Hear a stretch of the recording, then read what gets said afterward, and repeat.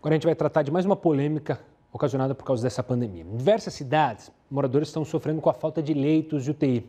Por isso eu converso agora com a Mercedes da Silva Nunes, advogada especialista em direito médico e sócia do escritório Silva Nunes Advogados. Ela vai explicar para a gente exatamente a possibilidade de hospitais particulares serem usados pelo poder público. Obrigado pela participação conosco, Mercedes. Então vamos com essa questão. Essa questão foi levantada lá atrás, lá na Espanha, porque a Espanha privatizou, estatizou ali hospitais privados para usar com leito, como leito para as pessoas que não têm plano de saúde, enfim. Como é que funciona isso? O governo brasileiro, o governo estadual de algum estado que esteja passando por uma necessidade, ele pode pedir ou obrigar que os hospitais privados cedam os leitos? Ele pode. Boa noite para você, obrigado pelo convite. Ele pode.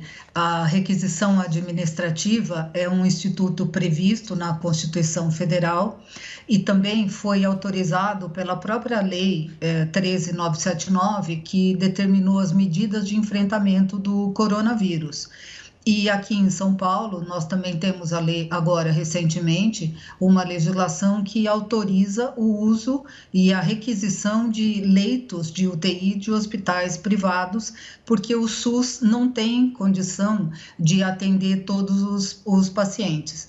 Para você ter uma ideia, o Brasil tem como um todo 55 mil leitos de UTI e o SUS ocupa 50% disso para atender 3/4 da população brasileira. O restante desses leitos todos, é atendido para 1/4 da população pelos planos de saúde. Então, os hospitais públicos estão saturados praticamente e não tem como atender toda essa população.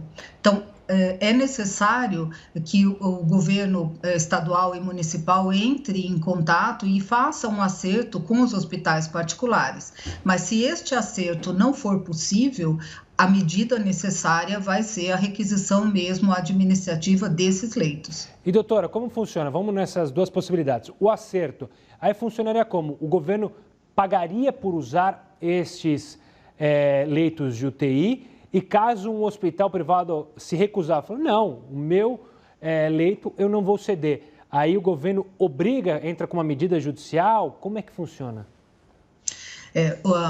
O uso, a ocupação do hospital particular, dos leitos particulares, pode ser feita mediante uma indenização. Então, não há um valor exatamente estabelecido.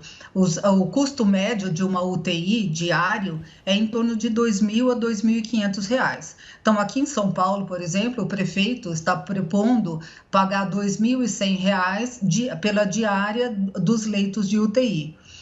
Se houver o acordo, que é o melhor cenário para todo mundo, esse acordo permite que os pacientes do SUS ocupem esses leitos particulares, naturalmente, e custeados pelo poder público. Se não houver, não precisa necessariamente essa medida judicial, só se houver efetivamente uma recusa do hospital.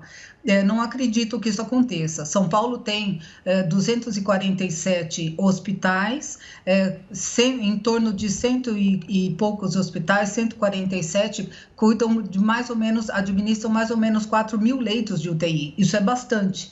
Então, se o poder público não tiver uma possibilidade de acordo, a medida vai ser, sim, a requisição e, se for necessário, por meio de ordem judicial. Mas isso é um extremo. É mais provável que se estabeleça um consenso para que haja esta remuneração.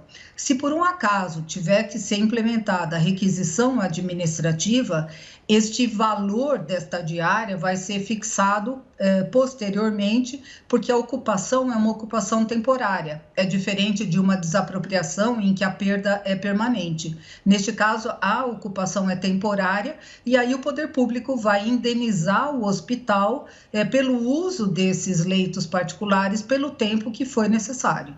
Doutora, eu quero agradecer demais a sua participação e sua explicação didática simples para as pessoas em casa entenderem. Um forte abraço e até uma próxima.